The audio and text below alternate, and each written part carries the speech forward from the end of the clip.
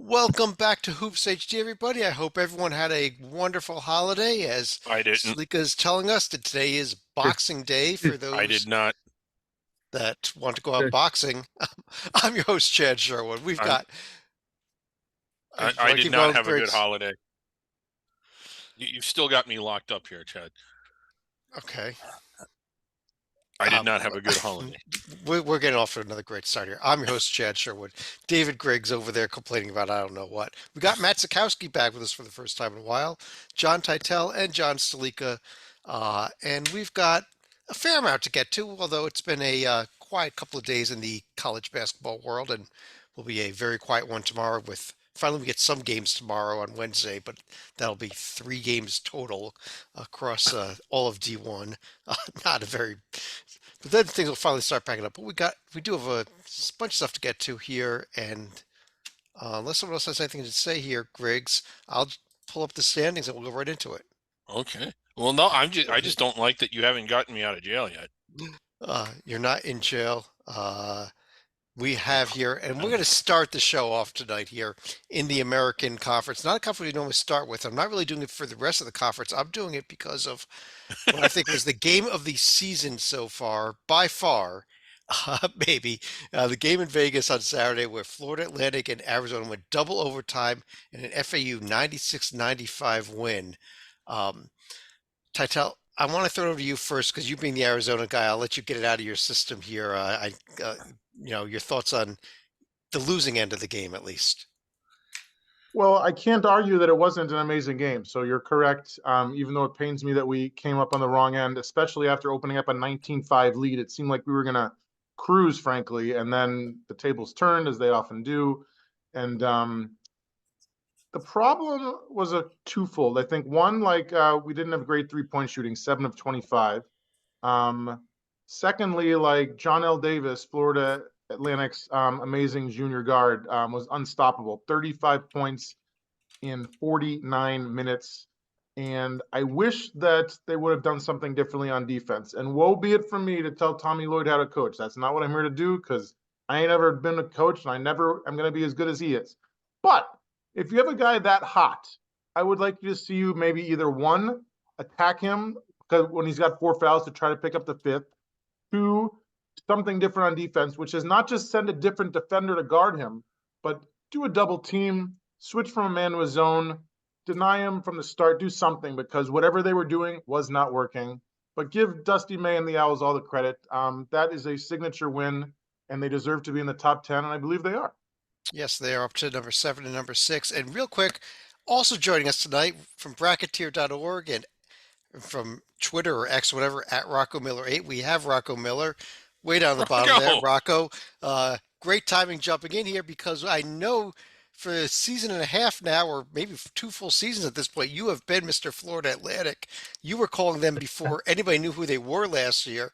So I'm sure you got a few thoughts on this game that happened over the weekend. I think you were there too, weren't you? No, I was not there. Oh, okay. You were no, Right, yes, you were. You were In there. spirit, maybe in We saw spirit. you.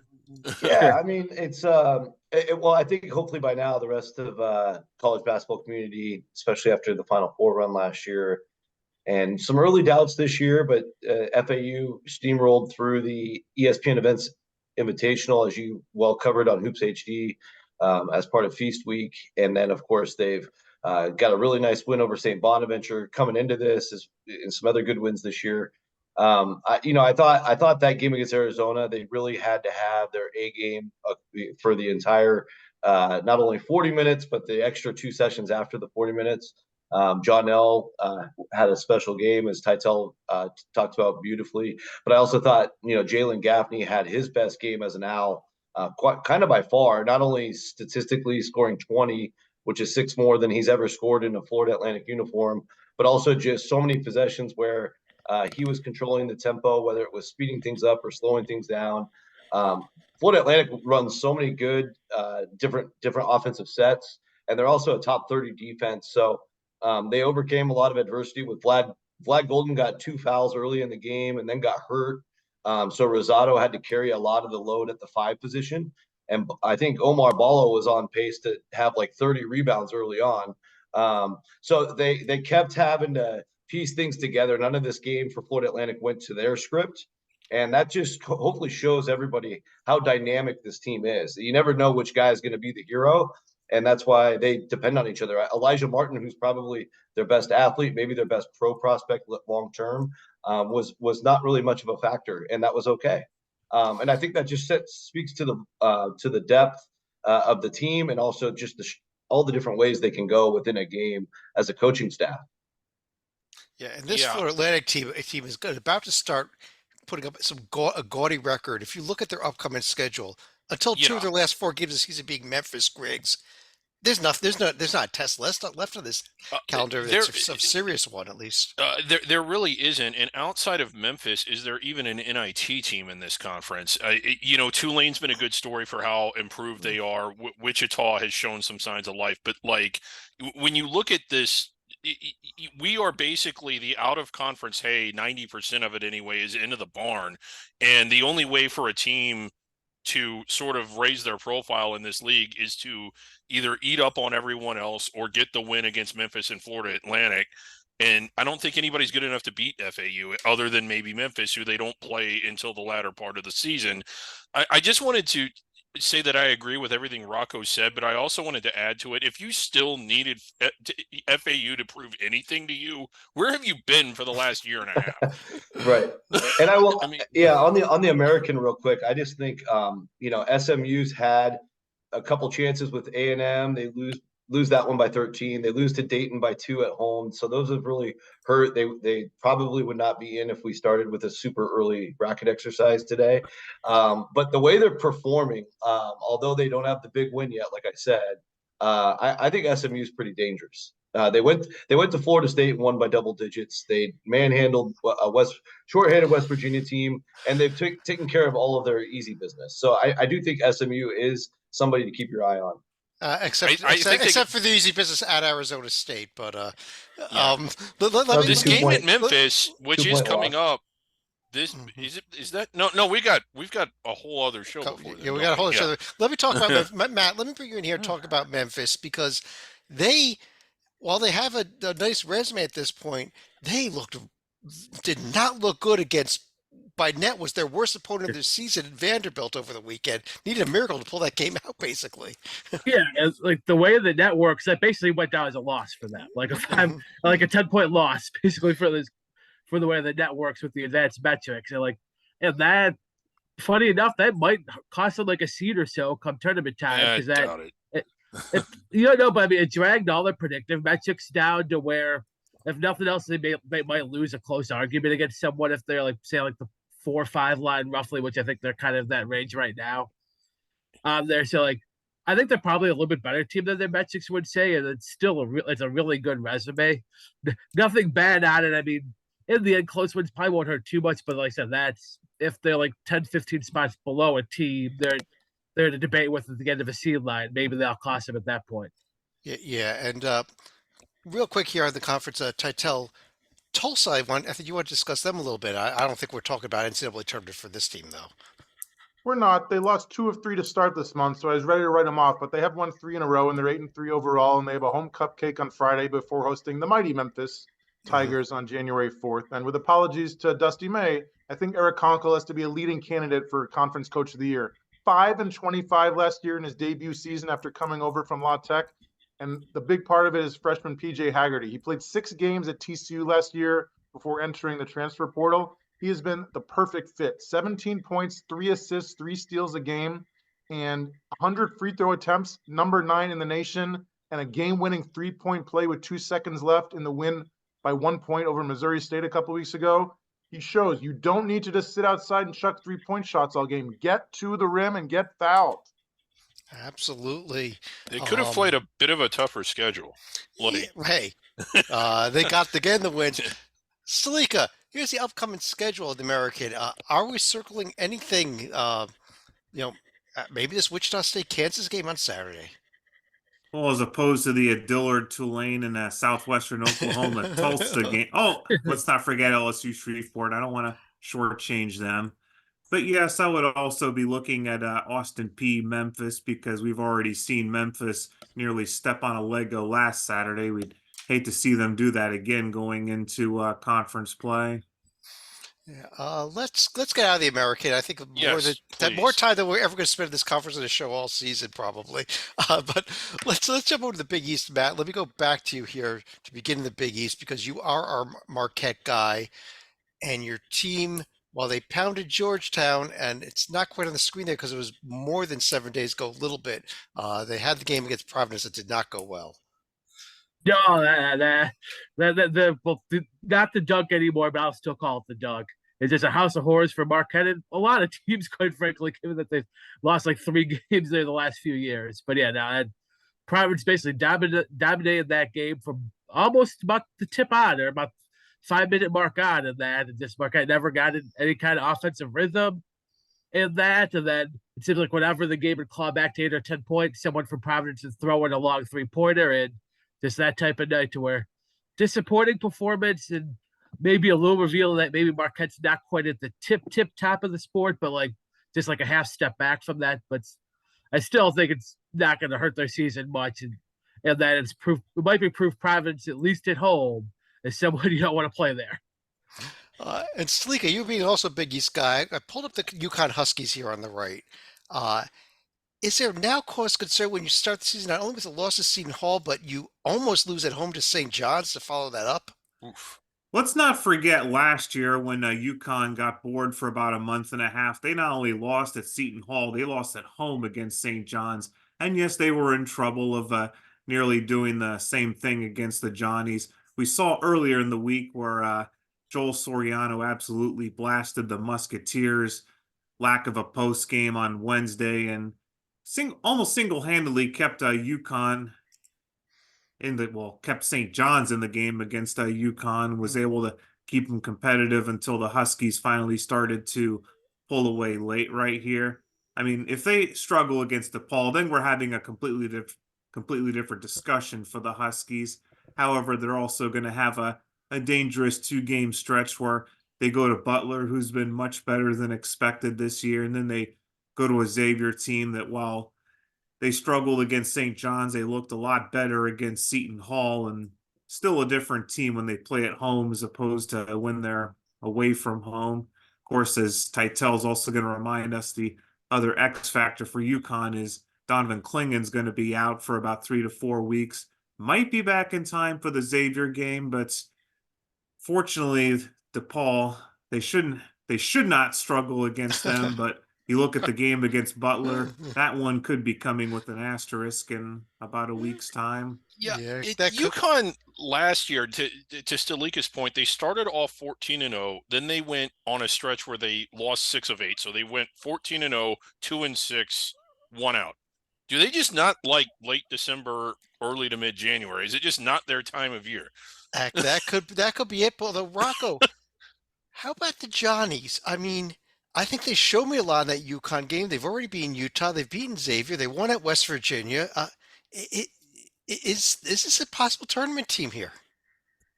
Oh, absolutely. Yeah. I mean, I Okay. think a lot of us had them tournament bound preseason, and they've had to do a lot of mixing and matching. Patino played a lot of guys the first 6 weeks. I was actually at the Boston College game. They didn't play well Of that course day. you were. They lost that game, and so I didn't Yes. get a very good taste of. That's when I wrote them off completely. So now I'm trying to find them again. Well, believe me, a lot of people in the in the media room behind the scenes were writing them off that day too. But you have to remember, in college basketball, it is the longest regular season out of any collegiate sport. 5 months worth of this, so you have to take weekly results with a grain of salt. It's all about the big picture. They just got RJ Luis back, which I think is a really important piece of this puzzle. Played 18 minutes against UConn. Not necessarily a great offensive game, but I thought he made a big difference defensively, and that's where St. John's biggest holes have been this year. Offense, I like their offense quite a bit. They have quite a few weapons. And if you notice in that UConn game, he only played really 7 players. And so I think you're going to start Patino really sharpen the pencil going forward. And I like the way they're playing. If you look at some of the advanced metrics just in December, I know it's a really small sample, 5-6 games per team. St. John's actually performing the best in the entire Big East this month. And that's a really good indicator for what's going to happen in January. And they're going to need it, because I think you look at St. John's January schedule, there's really no layups in any game. So they really got to play their best basketball this next month. Yeah, they've got a killer schedule. Of course, this Big East is a pretty Yeah, killer Biggie, schedule yeah. most of the way. But Titel, probably the win of the week was Villanova going to Creighton with the overtime win. And how about these Wildcats now, who are 1 point in the city of Philadelphia away from being undefeated? As Chad pointed out earlier this month, the bad news is they're literally the worst team in the Big Five this year. The good news is that once they started playing teams outside the city of brotherly shove, they've looked great. 3 straight wins: UCLA, Creighton, and DePaul. Even more impressive, senior guard Justin Moore missed all 3 of them with a right knee injury. I think he should be healthy soon. They're off the rest of this week, and then 3 straight home games: Xavier, St. John's, and DePaul. A big reason they have the 2 point overtime wins away from home over Carolina and Creighton, 82% from the free throw line, #2 in the nation. I know a lot of people thought Kyle Neptune was on the hot seat, but with 5 seniors among his top 6 scorers, who all stand 6'4" to 6'8", he can switch everything on defense. Yeah, unfortunately, his next three games they do have to play in Philadelphia, so we'll see how that goes. Well, What unless are they? Xavier shows up wearing St. Joe's jerseys, I don't think Villanova has to be terribly concerned. Griggs, I know you wanted a few seconds on Butler. I pulled them up there on the left for you. A team with no bad losses, and we're right there with Providence this week. Yeah, the question on Butler to me isn't their current profile, because I think we would all agree that that's not bad, but it's not good enough. But my question is, are they good enough to build the profile that they need with the opportunities they have? You look at their 3 losses, one was in overtime to Providence, who's in the top 25, who we've already talked about. Another, a very competitive game, neutral Florida Atlantic. So they have shown that they can play at a much higher level than they've played at in the last 3 or 4 years. Are they good enough to get the wins they need? Because they're going to have the chances. The Big East provides them with that. It's sort of the inverse of under the radar, where you have to do it in November and December. They can do it in January and February. Are they good enough? Yeah, I think that game against Providence, they had that thing won. They did. They had it won. Yeah, in regulation, giving up that 3 look, that's a debatable should they foul or not. But if they get that win, I was ready to tweet something out about Butler's resume. And I mean, now they got to go find a win that level again on the road. That would have done but those, like you said, those opportunities are still there. Yeah, but I think this Big East, if this team was in the American, I think we look at them as an NCAA tournament team. I don't think they can pile enough wins at this Big East to get there, and they're going to finish the season with 15 losses and be a quality team, I think, and that's my problem with this Butler team. Yeah, they get UConn at home this Saturday without Klingon. Got to get that win, and then that will age really well for them. So that's a good start. Well, Butler also had an interesting start to Saturday, where they literally had to fly into Providence the day of because of mechanical issues, and they found themselves in an early 15-point hole, but came real close to stealing a road win at the Amp, which is going to be a very difficult place to win this year. It's incredibly difficult to win there, and that was just it. Like they got there that morning, and again, and under the radar, that's called, well, business as usual. And they almost pulled off a win against a team that wins 98% of their home games. And they didn't get it, but had they gotten that, then what would we be saying about them? Like, well, what I'm saying right now is we do need to move on. There's the upcoming schedule. Absolutely huge game cut up on Saturday. And of course, I'm talking about Chicago State at DePaul. I think Chicago State can win that. We're dispatching Dorm into that game. That Crane Marquette game Saturday should be a great one. Has just been a real good game here. But let's just jump right on over to the Big Ten Conference, and a conference that, other than my Rutgers Scarlet Knights, had a great last 7 days here, undefeated. Other than RU's win to loss to Mississippi State. Oh, look at all bye games other than the bragging rights win. Maryland won at UCLA. I think all bye games. That was a lot more than what Maryland did on the road last year. So there's not much to talk about really for the results here. So Titel, let me start by going to you. And why don't we talk a little about this Illinois team, who is now the second best rated team in the conference in terms of the rankings after Purdue, who of course is #1 in the nation. They do have a lot to brag about after destroying Missouri by 25 in the bragging rights game last Friday. They got a home cupcake this Friday, then they host Northwestern next Tuesday. Only losses by 7 to Marquette and by 7 to Tennessee looks great. Neutral site win over FAU looks like a signature win, which seems unthinkable. Brad Underwood's team's been doing it with defense. Top 25 in the nation in shooting percentage allowed from 1-point range and 2-point range and 3-point range. And I knew that senior Terrence Shannon Jr. was going to be fine, which he has been, scoring 22 a game. I've been really impressed by the play of the SIU transfer senior Marcus Damask, 2023 first team academic All-American. His decision to head 200 miles north from Carbondale to Champaign looks like a smart one, scoring 12 points a game, leading the team 87% from the free throw line. Nice. Matt, I know you're in the Chicago area there. How about this Northwestern team? They did bounce back from the Chicago State loss with an Arizona State win in dominating fashion. Man, that I feel like that's gonna be a vexing case in March. Like you've got me that Purdue one, even the Dayton one. I think Dayton, they've solidified themselves nicely, and I think right on track still to be like an 8-9 type seed team. So therefore, that's gonna look good. And then yeah, like only one other loss against Mississippi State, Tier 1, should remain a Tier 1 loss, and then go all the way down there, bring your binoculars down to Tier 4 in there. And unfortunately, the story of Chicago State, that's going to remain a Tier 4 loss all year, I think. So they still probably would be in the tournament if it started today. And if they go 11-9 in the Big Ten, probably make it. But man, like I feel like it's going to be right on the wire one way or the other. Yeah, and Rocco, I want to ask you about the team I pulled up on the right there, Wisconsin Badgers. I guess I mean they're starting to build the resume at least. I don't know that I've had that much faith in them, but they're finding ways to win games. Yeah, I feel like in a few performances they've just been amazing. The 11-point win over Marquette, the road win at Michigan State by 13. They look like world beaters in those two wins, particularly, and beating Virginia by 24. I mean, they've got a gear both defensively and a little bit offensively this year that gives me a lot of optimism. Certainly a tournament level team. But they've looked so bad in some of their losses too, though. I mean, I get they're very good teams, but to be non-competitive was my problem. Yeah, I mean, going down to Tucson and getting rolled. Ask Titel. A lot of teams do that. A lot of good teams do that. It's just a tough environment, hard to prepare for that. And they were coming off 2 big wins, so sometimes it's hard to get up 3 times in a row. And bad spot there. But I think in general, this is a solid top 4 Big Ten team. Should make with their bracket layout, should be a double bye team from what we know right now. And I like the makeup of the roster. And I think the defense at 36 right now is only going to probably improve. I think they'll end up top 25 defense at least by the end of the year. Yeah, I agree. God, they're hard to play against. Yeah. Upcoming schedule here. Are we doing any better in this conference as we continue on with a lot of bye games?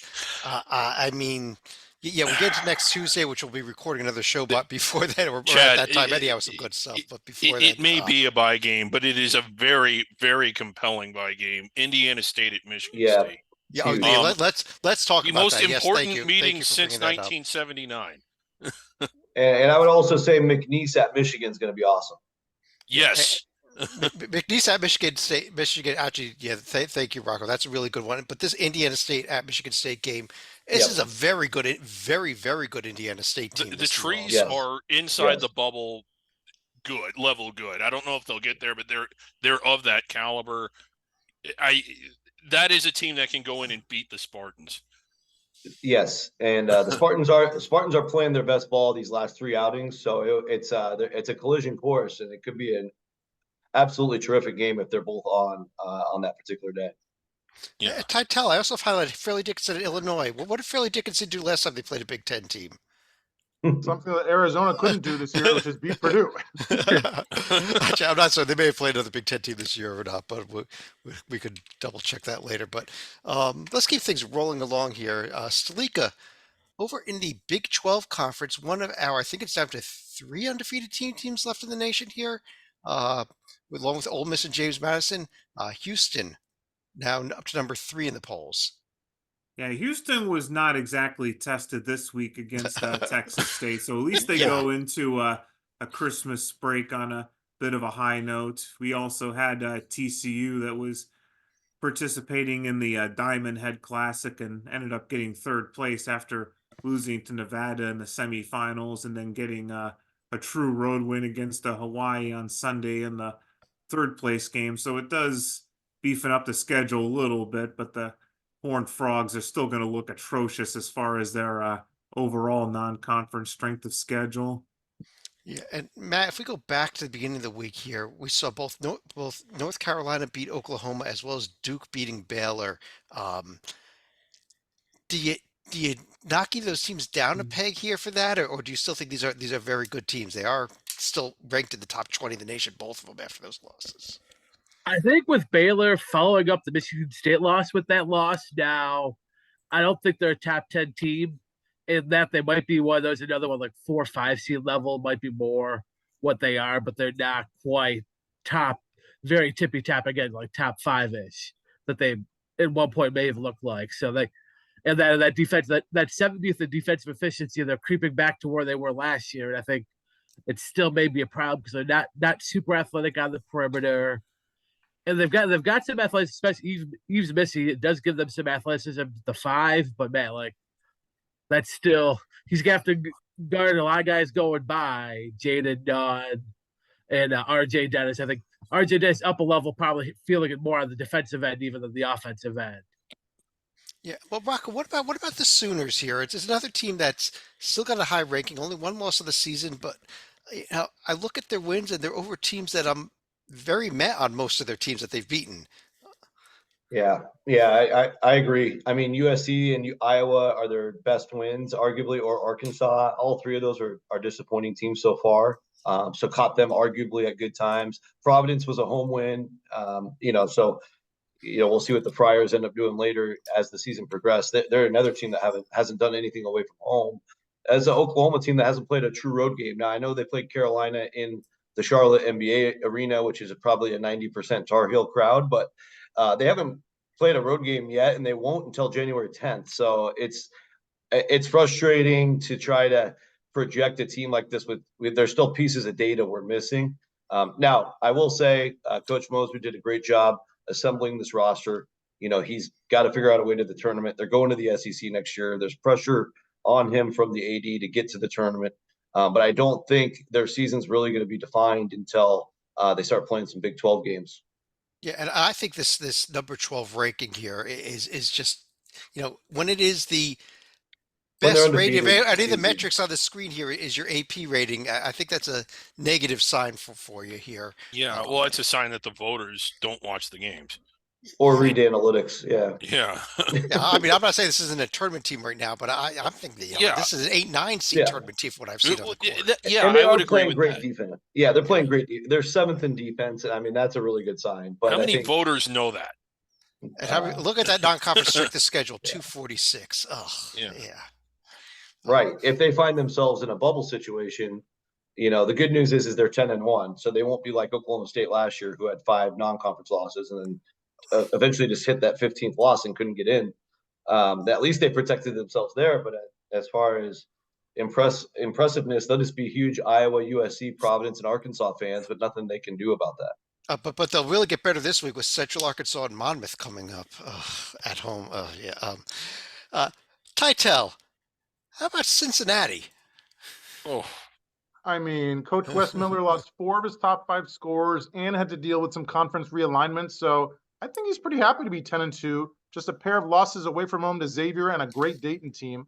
Home cupcake coming up on Friday, then an entire week off before they head to BYU on January 6th. He's only got 1 senior among his top 8 scorers, but they're starting to get hit by the injury bug and hit by other things. So Aziz Mandego and CJ Frederick both missed the Merrimack game last week due to injury. Simas Lukosius, amazingly, only missed 1 game earlier this month after he got hit by a car while walking near campus. The 10th pedestrian hit on Jefferson Avenue since 2022. Hashtag lower the speed limit. It's Jefferson Avenue. Tell you, it is a home cupcake, but if they beat Evansville here, this will be their best win of the season so far. So sad but true. It's a good commentary on their strength of schedule. I don't know if I can count that high. It's low. They have 10 wins, 8 were home bye games. 1 was it overtime at Howard. I'm not impressed yet. Yeah. They will have their chances in conference. They The will. other, Oh yes, yeah, they uh, certainly will. I'll just mention this here: West Virginia. Well, they got a decent home win against Toledo. That was coming off of a home loss to Radford, so not a good week for the Mountaineers, who are looking like a 14th place team in the Big 12 this year. Yeah. Yeah, but Raekwon Battle finally eligible, played both of those games, scored 29 in his first 2 games of the year. Gives them definitely a whole different dynamic than they've had in the first 10 games of the year. Yes, yes, yeah, and assuming that he stays eligible, I think there's still pending some court rulings about this whole situation over the next Yeah. week or so. Yeah. Him and about 99 other guys. Yeah, exactly. Here's the upcoming schedule. Titel, I know you're circling Saturday's Penn at Houston game. How ugly is it going to be? Steve Donahue was killing me. I mean, wasn't it enough to play Villanova? Wasn't enough to play Kentucky? Wasn't enough to play Alabama, Auburn? Like, who's left? He's killing me. He's just getting the team ready for that Ivy League schedule, right?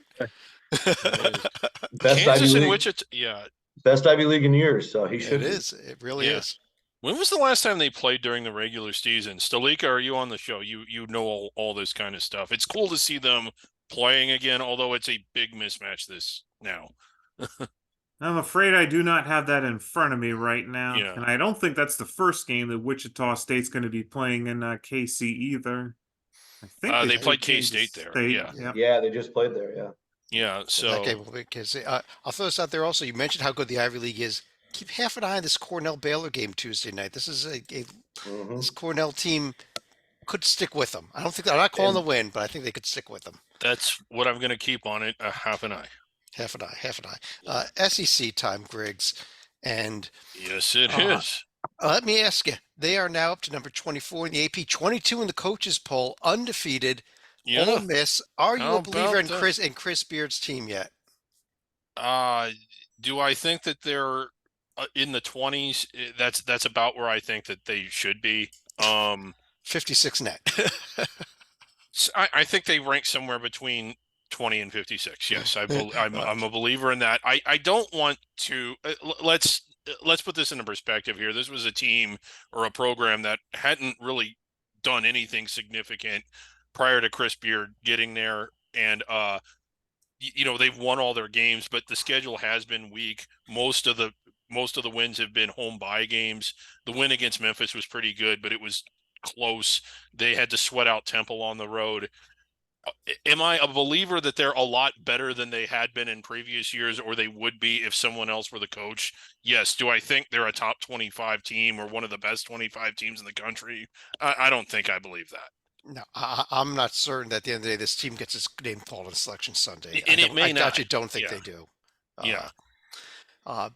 Beyond that, Matt, another team that we didn't think we'd be discussing in the SEC way up the top here, South Carolina, only Them I one believe loss in. on the season. They at least beat Grand Canyon, so they did something, I guess. Well, I see 2 wins in Tier 1, which is 2 more than Ole Miss has. But Yeah, will that those is even bad. stay tier? Will those even stay Tier 1? The Vatek is hanging on to Tier 1 by literally the last spot there. Yeah, that's true. That might end up being Tier 2 of that, but it's one man. Like I'm thinking back. This actually a Marquette reference. Everyone thought the year after Henry Ellenson left, Marquette would be bad, and that was Mojo's first tournament team. G.G. Jackson leaving South Carolina, that might have been addition by subtraction. A couple other teams here.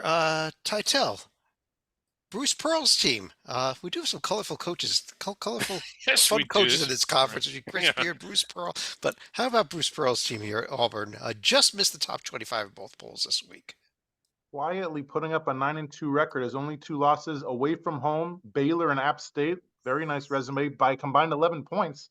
They host Chattanooga on Saturday before the mighty Penn Quakers come to town next Tuesday. Coach Pearl's getting it done with defense. 29% allowed behind the arc, 44% allowed inside the arc, both top 30 in the nation. I really thought they were going to be 1 year away from contending. He's only got 1 senior among his top 6 scorers. But the reason they have a legit chance to win a very tough SEC is a young guy like McDonald's All-American point guard Aiden Holloway. He's averaging 12 points, 4 assists a game. Sounds perfectly mediocre, right? You got to dig a little deeper. 39% behind the arc and only 1 turnover per game. We're talking about one of the best all-around point guards in the conference, maybe? Yeah. Rocco, I want to ask you about a team Mhm. that is number 9 in the net, despite being only 2 games over 500 at 7-5. Crimson Tide, Yeah. good team, bad team. I don't know. No, I think ultimately they'll be good. Yeah. It's the same NATO formula every year. Schedules like crazy. Those 5 losses are Ohio State, Clemson, Purdue, Arizona, and Creighton. Yeah, And none of them were at home except for Clemson. So they're learning a lot through these losses, in my opinion. They have shown some nice wins. They're the only team to beat the Sycamores, so I give them some credit there. And they're one of the number one offense in the country. So a lot of this has to do with flipping the roster over year, some new pieces always getting broken in. They'll get a nice test before SEC play once again, playing Liberty this Saturday. So I think when it's all said and done, Alabama will find themselves in the top 4 or 5, if not even higher, of this league. It's a very, very tough SEC, as you said. It's the best collection of head coaches, probably the most entertaining collection of head coaches as well in any conference.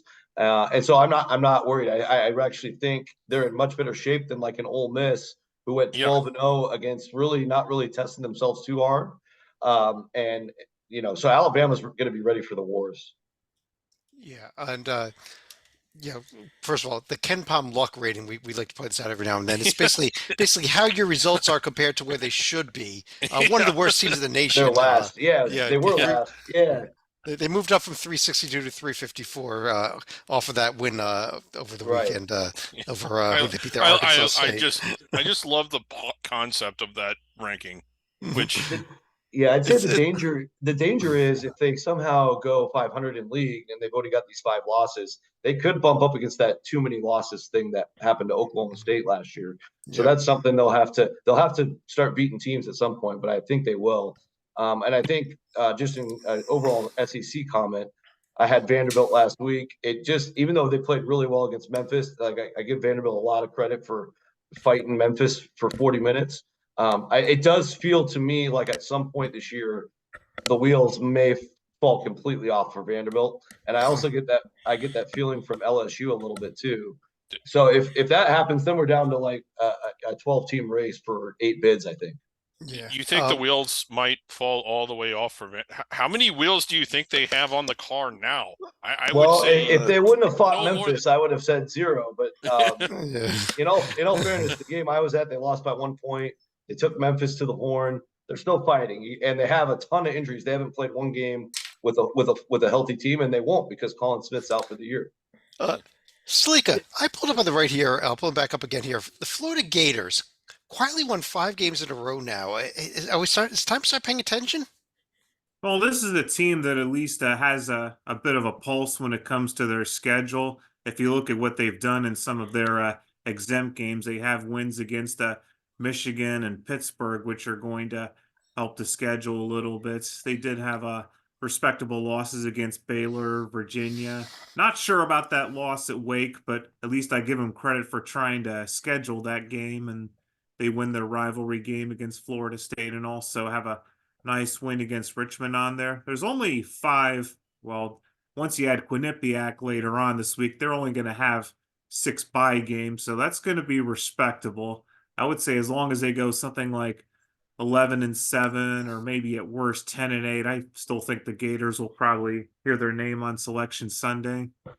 Yeah, this is just a team that I think has been really just quietly putting together enough here. Their their metrics are there. Their strength of schedule is kind of there, even though they haven't played any huge name or haven't beat any huge names, I guess. Well, I think they've played a good enough schedule to get where like 500 in the conference, and they probably breeze in as like a 9 seed. So it's kind of Yeah. to where like we're like an Ole Miss or even a South Carolina probably got to win 10, 11 SEC games. Florida just get themselves to 500, you're comfortably in, and anything above 500, and you're wearing white in the first round. Right. Um, It's kind of funny, Griggs. We didn't spend any time on the Kentucky Louisville game, a game that we would have spent an entire show on in past seasons, but it's not Yeah. worth spending any time on. It said the upcoming schedule. Other than that Alabama Liberty game that Rocco mentioned, I don't know that there's much to really look forward to this week as we finish out the bye season. Yeah, and we're starting to see this with a lot of leagues. And it's not like a league mandate, but I know that a lot of the power teams like to go to the pastry cart one last time before getting in the conference play. I don't know if it's the workout issues or what, but almost I think you see a lot of teams scheduling what amounts to an exhibition game. Bryant at Ole Miss, Bryant did beat Florida Atlantic. So there is at least some intrigue to that, I suppose. But yeah, that's it. That is like Wilmington and Arkansas could be a good game, but Yeah. not because Wilmington's decent and Arkansas is very disappointing. So Yeah. that could be just another nail in the Arkansas coffin this year, quite honestly. Yeah. Yeah, let's good jump over call, to the, Rocco, mentioning that one in the chat here. yeah, let's jump over to the ACC though, and there's a lot we could do here. But Rocco, why don't we start with Carolina and Duke? We mentioned the two teams they defeated, but they did both pick up big wins on Wednesday over Oklahoma and Baylor. Yeah, took care of their business. I think this Duke team is, like we talked about in preseason, talented. They're figuring out how to win, but I also think they're vulnerable as well. I think they caught Baylor at a pretty good time. Baylor coming off that Michigan State trip. I think they came straight in from Detroit to the Garden. Took advantage though, and I think Duke starting to show, especially in their home games, any inferior competition or solid mid-major like Hofstra came in there, just totally destroyed them, beat them at 21. So they're not like a Duke team that's just going to be vulnerable every time out. I think they have a really good floor, is what I'm getting at. Yeah. But I also question, how high they can reach, because in some of their road tests, when Arizona came to their place, I feel like there's still a missing ingredient there at Duke. As for Carolina, I do think they're obviously more consistent than before, but I question, like, can they win big road games? They haven't really showed that yet either. Well, so, they've not played a true road game yet, so let's get them out there. Let's start 3 straight road games to start ACC play after one more home cupcake. I think Clemson's the team in this league that deserves the right at the mid-season point to be the favorite, because they've done road damage and they've got a great resume, and they have the most evidence that they can be there at the end. Yeah, Matt, I can't be more impressed with this Clemson resume right now. Only lost a 2-point loss at Memphis. Yeah, I don't know if anyone's winning at the FedEx Forum this year other than maybe FAU out there. So, like, so that's a strong resume, probably right on the 2-3 border right now. I'd say, yeah, like that's where the ACC winners could end up, and maybe like one other, or maybe even all 3 of them are protected seeds, and then the next ACC team you see is like a 10 seed.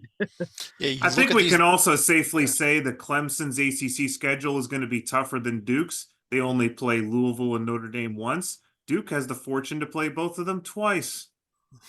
Yeah. There is actually, I highlight on Clemson also those resume-based metrics. Like KPI has them 2 in the nation. Joey's J&G has them at 5 in the nation. That is that's way up there. Titel, should we talk a little NC State maybe as well at 9-3? You like tier 1 losses, then do I have a team for you? So they do a pair of double-digit home wins last week to improve to 9-3. The bad news: only top 200 win all year was at BC by 6 in overtime. It's a tier 1 right now for the next couple of days. 74. Enjoy it while it lasts. The good news: the 3 losses all away from home. Yep. The 3 opponents: BYU, Ole Miss, Tennessee, a combined 32-4. Unbelievable schedule. They should beat Notre Dame on the road next week. Then they head to Charlottesville on January 6th. For the music fans out there, you know that most DJs use 2 turntables. Coach Kevin Keats has turned the tables on his opponents thanks to, ironically, 2 DJs. So he's got senior guard DJ Horn leading the team, 15 points and 3 3-pointers per game. Senior forward DJ Burns leads the team in field goal percentage and blocks. Titel, how long were you waiting to reference that? That one took me most of the afternoon. Back in September, Titel's like, "Oh, I gotta work this one in." That was a good one, actually. Yeah. Stalika, I think we should mention this Virginia team as well here. They actually dropped out of the top 25 this week. The loss at Memphis back on December 19th. I think a couple teams are just starting to pass them here. Yeah, I remember Joby saying in the email thread they were going to get rolled like a cigar in Memphis, and that was coming off of the game where they were lucky to escape. Was it Northeastern at home? So been a bit of a tough stretch for the Who's going into the holiday break right here. So they're going to have basically what amounts to 3 bye games with Yeah. Morgan State, and then they get Notre Dame and Louisville to open up ACC play. That's great observation. They got 3 bye games before they go to NC State. Actually, I'll give them this is that their ACC schedule doesn't really get tough until February. I mean, February is going to be brutal for them, but they have a chance to pick up some wins here with, I think their toughest games are coming into February though. Well, they're also going to have the same thing as Duke, where their record might be a little inflated in the conference with Louisville and Notre Dame on there twice. Twice. Yeah. Let's take a quick look at the upcoming schedule here. We've got some bye games on Friday. Then over the weekend, we get into a little bit of conference play here with the Pitt Syracuse and game, which might be the VTech Wake Forest games, which are at least worth giving half a watch to. I think maybe not a full watch. I don't know. Pittsburgh Syracuse is pretty interesting, I think. Yeah. I think it is too. I'm not ready to start beating the Pittsburgh drum yet, but I've got the drum and the stick ready to go if they win the next 2. And the same with the Syracuse drum, though. Syracuse looked really good against Oregon in the. I know Oregon had 5 players out, but this brand of Syracuse this year is a little bit more delicious than the last couple of years of Jim Boeheim. Right. I mean, all their losses are good losses, but they need to start picking up good wins. But that's just it. They need to start. Yeah. And I will say, Judah Mintz is not talked about enough nationally. He's an incredible player, and he's only a sophomore. Could be in the NBA next year, but he's worth watching by himself, even if they are an NIT team. Let's jump over to the Pac-12 and Titel. We were just talking about that Oregon team. How about those Ducks? If you like injured teams, this is the team for you. So I first want to start off. Congrats to Coach Altman. He's won 4 of his past 5. He's now in the top 50 all-time D1 wins. 20 regular season games left. If he can get 11 more wins, he gets to 750. That would allow him to move into the top 45 all-time and pass a few guys named John Chaney, Fogg Allen, and Bo Ryan. And he gets to start with some home games this week against the Trojans and the Bruins. Unfortunately, the most injured team in America with key players: Nate Biddle, wrist surgery; Keyshawn Barthelemy, ankle injury; Jesse Zarzuela, ankle surgery; and Fale Dante, knee surgery; and McDonald's All-American Mookie Cook, ankle surgery. I don't know if there's a more marketable position in sports than team doctor in Eugene. Yeah, and Matt, when I look at this conference, we thought we were going to be talking Arizona, USC, UCLA, and maybe one other team. Instead, we're talking Arizona, Colorado, Utah, Washington State. Is that what we're talking? Yeah, that's what I think. Wazoo's net. Look at Wazoo's net. Yeah. Definitely. I think Colorado and Utah, I think, are pretty legit. There, Wazoo, which one of those? I think have looked very good against Cupcakes, and that's something to where it's better than depth of the RPI. Their RPI would be probably in the hundreds, whereas now they're 44 in the dash. And pull up Wazoo. That gives them a place to where, hey, they have a strong Pac-12 season, they get in the tournament. I'm just probably not buying how strong that 44 net is once they play. The Pac-12 isn't the Big 12, but it's still a strong enough league to where you might get exposed. Okay, so their RPI is 90. Maybe not quite as good as the. Both those Washington schools, Rocco. You being a Washington alum, the metrics are not like in your Washington team, despite a Gonzaga win and an Xavier win.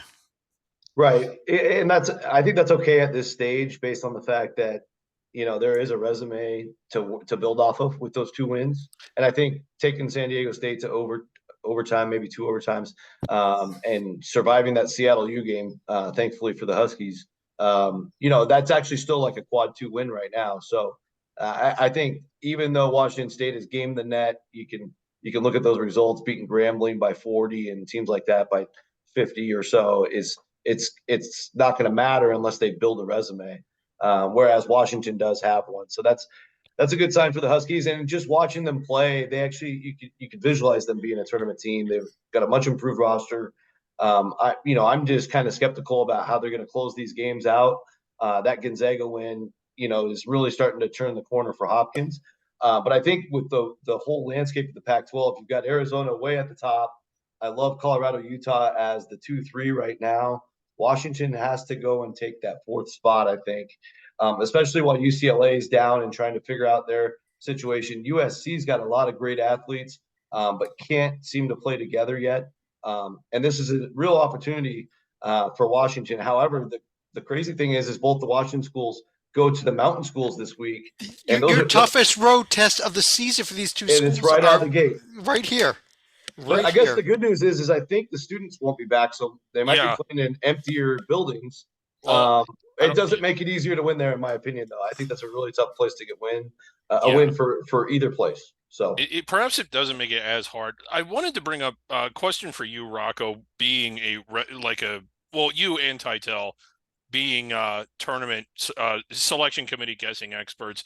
You look at this Wazoo out of conference schedule, it's 315. But one of the things that I think the committee should consider is that on, November the 6th, they opened up against Idaho.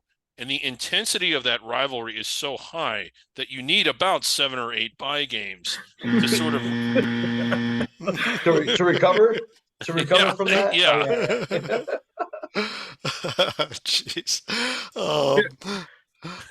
Let's just actually Washington did pick up its best win of the season. I think that Boise State win this past week. But let's take a quick look at Good win. We do have conference play here coming up this week in the Pac-12. If you're looking to watch games Thursday and Friday, Saturday, Sunday, really, this is probably the conference to watch, especially with that Washington, Colorado, and Washington, Utah games.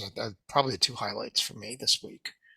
Yes, and I will be at California on Friday to check out Arizona and Titel's Wildcats. There we go. Let's go over to the Mountain West. We'll be at all the rest of the games too. Matt, let me bring you back in here to discuss our Diamond Head Classic champion, Nevada Wolfpack. I thought it was impressive, especially knocking off TCU there. Do the voters just all live on the East Coast? And before the tournament, they played a true road game at Hawaii to prep for this tournament. So that's 4 wins out on the island for the Wolfpack. Yeah, actually, I just took a close look at them today because I figured I got to take Joby's place here as a Mountain West expert.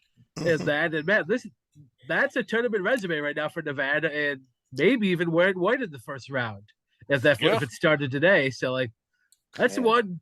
I thought that what they lost in the offseason would be a little too much for them, but no, they've performed very nicely out of conference and just do a solid 12-6-ish in the Mountain West. So that's be plenty to get them in the tournament.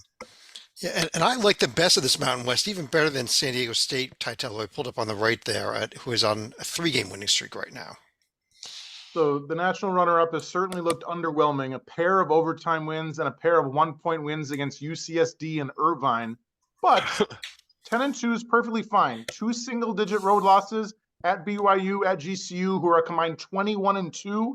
No cupcakes here at all. They head to the Zags on Friday for the mid-major game of the year that can be seen on ESPN2, because the New Year's 6 bowl games includes the Cotton Bowl on ESPN 3 days before New Year's for some reason. Senior forward Jaden Ledee only played 18 minutes off the bench in the title game loss to UConn, leading the conference 22 points and 9 boards a game. And if there's anybody you want at the line in a close game, Reese Waters. 40 free throw attempts this year, 40 free throws made this year. He's perfect. If not San Diego State or Nevada, Stalika, we've got Colorado State, of course, in the polls here at 11-1 overall also. Yeah, amazingly enough, Colorado State, they've only had the loss at home against St. Mary's, which I keep trying to debate, is that forgivable? Is that not forgivable? However, when you've blown away Creighton and you also have neutral court wins against Washington and Boston College, you're going to get a pass for that. And Colorado State is, like I said, as long as they take care of business against Air Force and Wyoming, they will also have a Front Range banner to hang in their arena this year. We love the Front Range. I think one more team worth mentioning here, Rocco, is this New Mexico team that I think has the worst profile so far of all these teams. Yeah, probably profile-wise, but I think they're a very high-level team. And, we've talked about it a few times in the past. They haven't had a game yet where both their stars, Jamal Mashburn and Jalen House, have been on the court together. Wow. So when House came back, Mashburn's been out ever since. But Donovan Dent's really been the hero of this team, showing up night in and night out. JT Toppin's probably front runner for freshman of the year in the league. And it's a really deep team. So, but if you figure eventually Mashburn's back, I mean, this team's already very good in its present state. Imagine their future state. It's a very high level team. You've seen some people already throw their name around as a sleeper Final Four contender. I don't know if I'm going that far yet, but they've won 10 in a row. And along the way, they've beaten a lot of quality teams, just haven't had that big home run win. They open up league play, and I know we'll have another show before this at Colorado State. So it's just That's it's huge. Yeah. it's going to be an incredible opener. And I will just one last thought on the league. I will say Utah State's also playing at a very high level. And UNLV, ever since Kalen Boone got eligible, thanks to the court ruling, they're playing at a very high level. So I think this league is about 8 deep at the top, where I could see any of those 8 winning the league. Maybe not the actual regular season, but the conference tournament. And teams like Wyoming and San Jose State are perfect spoiler teams where they're not so bad where they can't beat you on any given night. So it's a great league. Yeah, this could be a I real fun agree. conference tournament. Go ahead, Yeah, Griggs. it's gonna be a fun conference tournament. It's gonna be a fun conference race. I mean, I just think that like every week you're going to see compelling matchups all the way through, and you kind of wonder where are the voters here? Like, because these are good teams. How can you not have Nevada in your top 25? Right. Or you? Yeah, Well, yeah, that's what I'm especially thinking. after they were the only team on TV for a couple days there too. Right. Yeah. Yeah, there was way more momentum to rank Providence, who never left home, than a team that left home for 4 games in Hawaii and won all 4 of them. That was a head scratcher for against me. really good competition. Utah State really good. We didn't talk Very too much good. about them. Very They're good. really good, and they've been really surprising.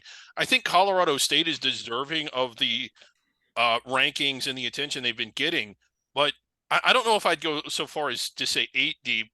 But this is a 6 No, deep. I meant to say 7 deep. Sorry about Yeah, like I think this go is a 7. I think strong league. Boise State's a Boise, good team yeah. also. Yeah. Yeah. Yep.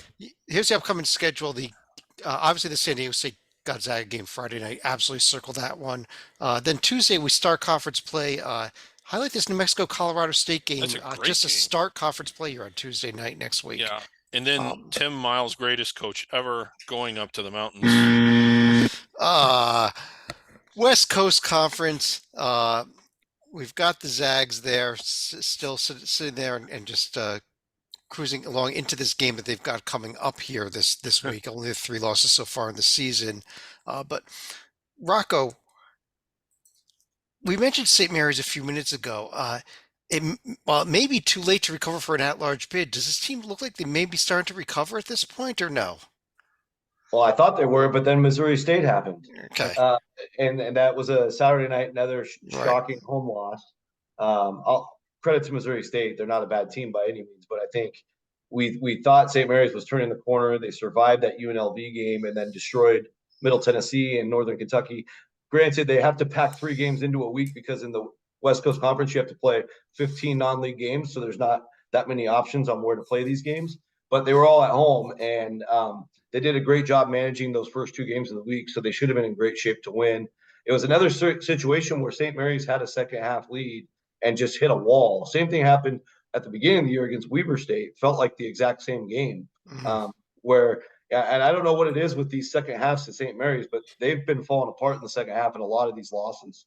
And maybe it's Harry Wessels, maybe it's how they're rotating the bigs. I think one of the main problems is outside of Mahaney, when he's not getting his shots to go down, guys like Augustus Marshallonis, Joshua Jefferson, and Mason Forbes, just to name a few guys that are counted on, they haven't really found that second scorer yet, and it's really limited them.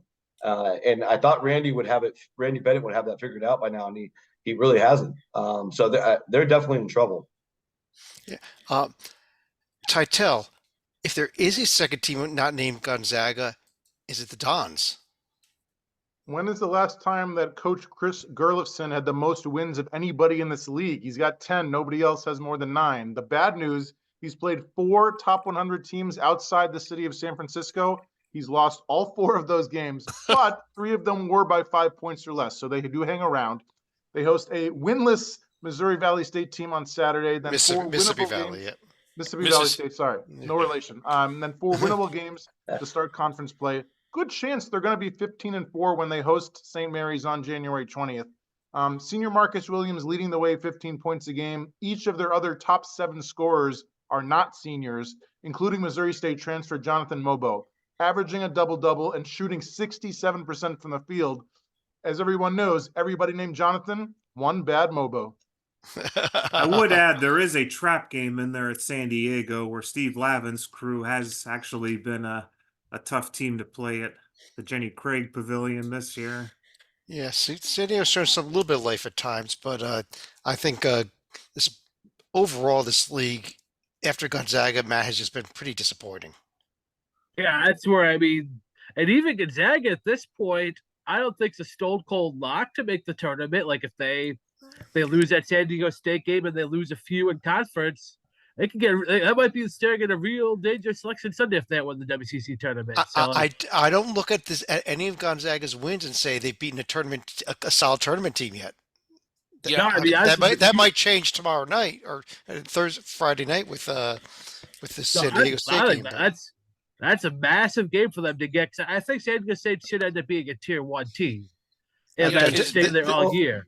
They do get one more non-conference game in February at Kentucky, so don't forget there is one more chance there. But although I think similar to UConn, I think that just might be out of their depth in that game. Yeah, and I feel like we have this conversation every year, but I got a bone to pick with the numbers so far for Santa Clara. They've got 3 wins in the top 2 quads. They have a quad 1 win, 2 quad 2 wins, 4 really good wins, 3 against the Pac-12. But they're still stuck at 105 in the net because they lost by too many points to California.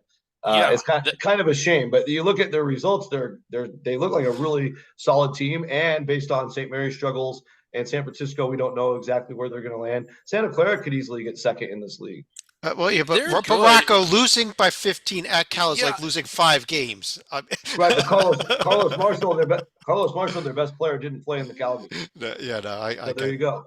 But that was a little that was puzzling. I know that they were without a key player, but I was just like, oh, that one's going to hurt when it happened. I think it was also Keontae Kennedy's first game at Cal. Like all the roster shifts in this month. Again, I'm probably going to look at it a million times closer than any committee member, so it's probably a waste of my time. But it can explain some of these games. How many stops does Keontae Kennedy have? I remember he started. He also played at Memphis and UTEP somewhere along the way. He's a journeyman academic. Let's take a quick look over at the A10 and Griggs. We had talked about last week that this being a big week for St. Joe's with that College of Charleston game, and they came up 7 points short, which does hurt when you've got that awful Texas A&M Commerce home loss on there. Yeah, it hurt. Not that it was an easy slam dunk game to win, but it's a game that if you're a tournament at large caliber team, you need to be able to win that one, and they didn't. Now, how many strikes do they have? Because between them and Dayton, the 2 teams you have up there, I like both of them. I've been impressed with what they've both done, at least when they've played up to their ceiling, which Joe's has not always done. Is there room for both of these teams inside the bubble? And if so, how many strikes do they have left? When you look at Joe's, taking Kentucky to the wire, actually to overtime, beating Villanova, beating a Princeton team, albeit at home, but still a really good college basketball game. They have shown signs of being a top 40 caliber team, and so is Dayton. But can they do it? I guess I'll defer to Rocco and Titel. How many strikes do they have against that Atlantic 10 schedule, which outside of those 2 isn't the best? I do like Duquesne, though. Yeah, we'll have to see how things develop a little bit deeper as we get into January. But I think, based on the fact that St. Joe's has the Commerce loss, that's probably never going to leave Q4. Yeah. And, but you can outweigh that with a road Dayton win or a road, I don't know, St. Bonaventure win, who are probably the 2 best teams in the league right now. I don't think they go to Dayton. They don't go to Dayton. And that hurts too. Then I gotta look at that closer. But I think in general, it's probably they're going to have to stay on the straight and narrow for too long. That's realistic because this A10 for the most part, the meat is a little bit better. Like if you took the average ranking of an A10 team this year versus last year, everybody's improved by about 15 to 20 spots. Yeah. You got really quality teams. Like I just watched UMass the last 3 games. They look pretty darn good. And George Mason's really good. And, VCU's got a high ceiling. Richmond's been better than expected. I mean, the list goes on. I think, even St. Louis, who has a really bad record, they just got a key player back thanks to the court ruling. They're going to be a tough team to beat. This is going to be an awesome league. It's just really unfortunate from a bid standpoint. They may be stuck with 1 or 2 still. Yeah, I think, it's probably 2. I still like St. Joe's and Dayton, but you're right, Griggs. I don't know that St. Joe's has many strikes. Team that's probably not in the at-large contention, Titel, is LaSalle, but I know you love to talk a little Fran Dunphy. Overall 9-3. Yeah.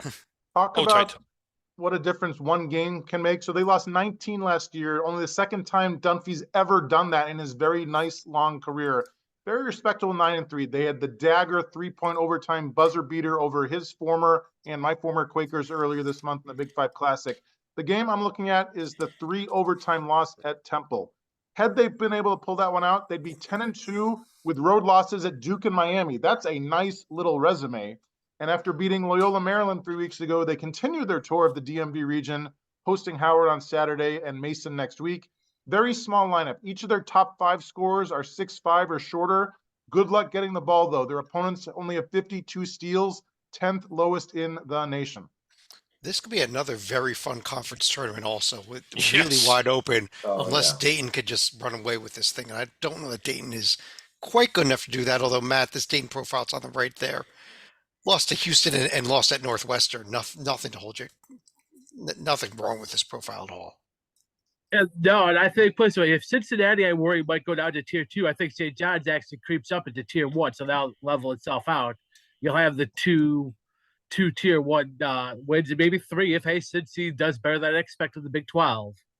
And then there, you got a little bit of leeway. You still probably can't do something like 12-6 in the A10, but No, you can't do 14-4 or so probably should be good enough for them. I think 14-4. You look at this; they do have a shot for another tier 1 win with the road game at St. Joe's. Well, St. Joe's does not get to go to Dayton. Dayton does get to go to St. Joe's. So well, it's a bloated league. Like there's only a handful of teams. I think it's only 2 that you play home and home. So. Here's the rest of the upcoming schedule for the conference. A bunch of bye games, really. Not that much that we're really circling here this week. I do want to highlight a neutral court game on Saturday that's going to be part of a doubleheader in Cleveland. St. Bonaventure and Akron is going to be the opening game with Ohio State and West Virginia to follow. Can we at least agree that St. Bonnie and Akron is going to be the much more compelling matchup this year? Yes. I believe it's actually a triple header. I think that Davidson, Ohio game is the 3rd game there, Salika. Is that the rock and roll shootout or whatever? That's the. I think it's the Legends of Basketball Classic. Legends of Basketball Classic. The only one game is on national TV. It's that Ohio State West Virginia game to end the day. I would still rather watch Davidson in Ohio than OSU and West Virginia this year. We got one more team quickly to go to. We've been discussing them on our HoopsHD reports all season. They are still here. They are still undefeated. It is the James Madison Dukes. Let's go right to their team sheet, in fact. Still keep winning. And Matt, are you a believer in this team? I haven't gotten your thoughts on them all season, so let's get you in here on it. I think this sounds actually. I watched some of that Southern Illinois game, and that I was fairly impressed. SIU gave a good game. I think that is a tier 2 SIU team. So yes, glad that the win is marking that. I mean, I don't love the fact that you've got that strength of schedule in the 290s, and it's probably not going to improve all that much in the Sun Belt. So I think their seed, even being undefeated, I think their ceiling is still probably like a 4 or 5 there. And basically any loss after that, you take about 3 off their seed to where I don't think they have a huge margin for error for an at-large. Yeah, I don't know that they have more than. I think if they lose more than 2 regular season games here, Rocco, they're going to be on the bubble, despite this bloated record right now, just because everything other than 2 Appalachian State games and maybe this February 10th game against a MAC team to be determined are going to be bad, probably tier 3 and tier 4 losses. Right, and the MAC game's a home game for the record because they Yeah. started the series on the road. So the nice thing about that MAC series is they will be paired with the team that's in the same place at the time that they snap the chalk, which I think is coming in a week or two. Yeah, but sometime early January. I So it's heard. Yeah. they already played Kent State, so it's good chance it's Akron actually. So we'll see. But I would say that I do like this James Madison team. I think they're very efficient. They play similar, in terms of their depth as teams like Samford and Indiana State, where I just love the waves. If you want to talk higher level, Alabama style roster management and tempo, 5-out offense with JMU. But I do think, this Arkansas State team, I just saw them at Belmont last week. That's going to be a tough road game on February 7th. I will see JMU at the Cajun Dome in a week, taking advantage of my Sugar Bowl trip and going to go see that game. So, I do think that my larger point is the Sun Belt is tougher than I think national pundits are going to give it respect for. Appalachian State's good. Arkansas State's getting better. The travel in the Sun Belt, you could argue, is maybe tougher than any other league, and that's going to give you some cold nights. So there's probably an unexpected loss or two in this schedule that nobody's going to admit right now. So I would say JMU probably loses at least 3 or 4 games, but I do think they are a good team. I don't know. Even for this Akron, if they lose that Akron game, that'll be a tier 3 loss to Akron right now. And Akron's a Can't lose 123 at net home. team. They got to go perfect at home. I look at 2 games I think they can afford to lose. That's at Louisiana and at Appalachian State. I don't think they can afford to lose another game. They lose those 2. Maybe Arkansas State as well if they keep getting better, like I think they will. But I'm just that's a lot of losses to put on, a lot of bad losses to put on a resume with only one really good thing at the top of it. The other thing, maybe just as important, is how high Michigan State can climb, because that win, of course, will look better and better if they can climb. That does complete the show here. So let's go over to final thoughts. And Titel, I'm going to start with you because I got the screen share up.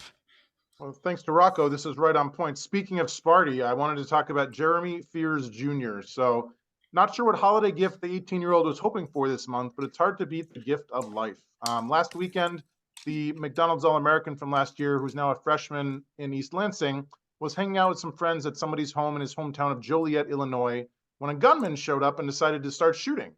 He was shot in the thigh and suffered non-life-threatening injuries and underwent successful surgery and is now out of the hospital, thank God.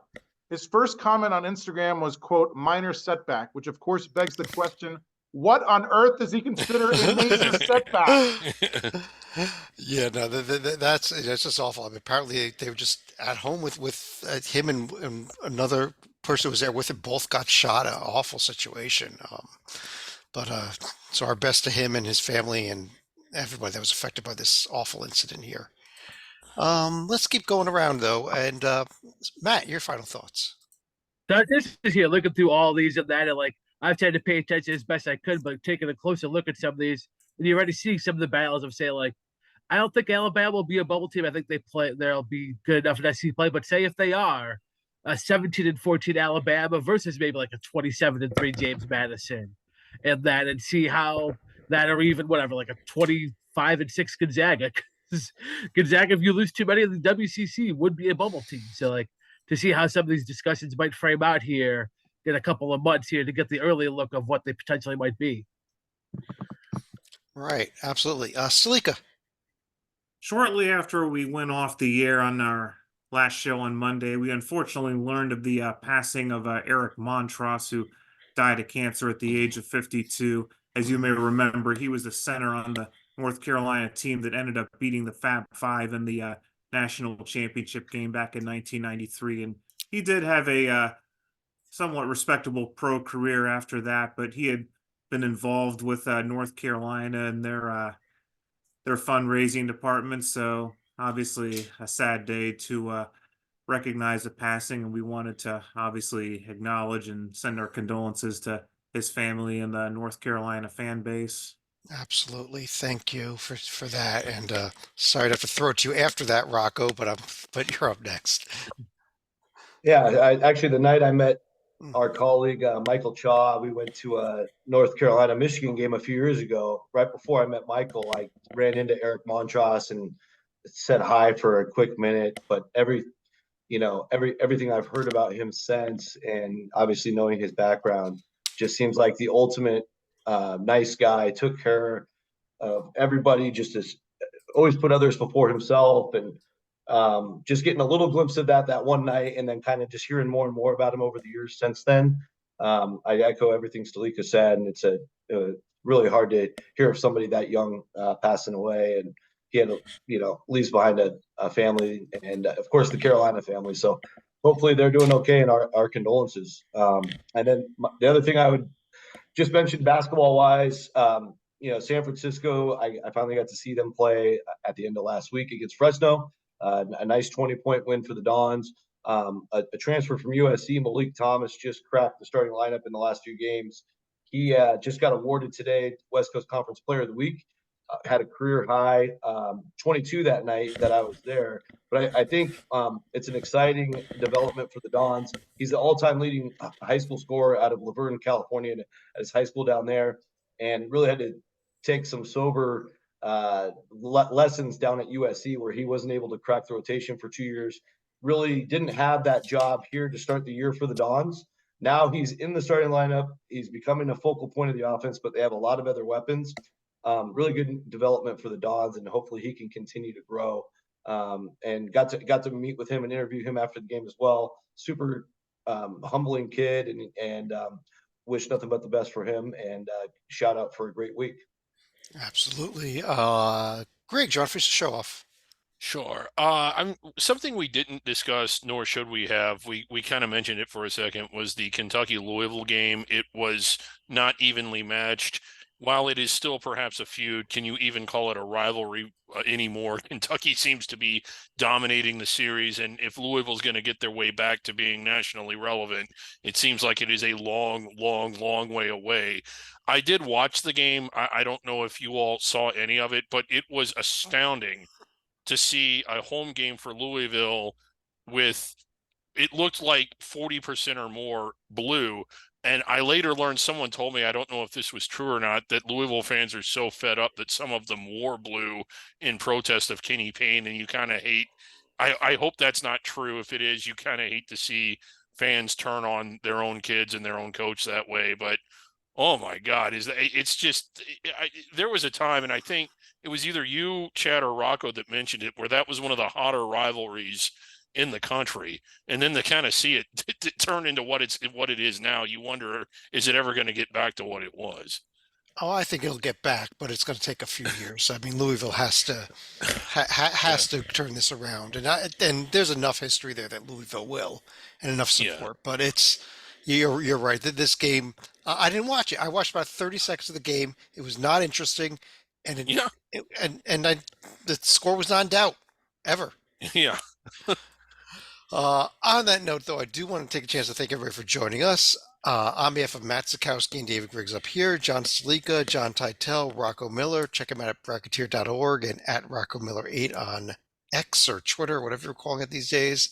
I'm Chad Sherwood. We will be back tomorrow night, Wednesday night, for our regular Under the Radar show. I think we're doing Tuesday, Wednesday again next week as well. Then we'll be back to Tuesday, our normal Wednesday, schedule. Thursday. We go into, we're doing our J&G bracket, I think, next week. Okay, but on that note, boy. thanks for joining Yeah. us, everybody, and we will talk to you again real soon.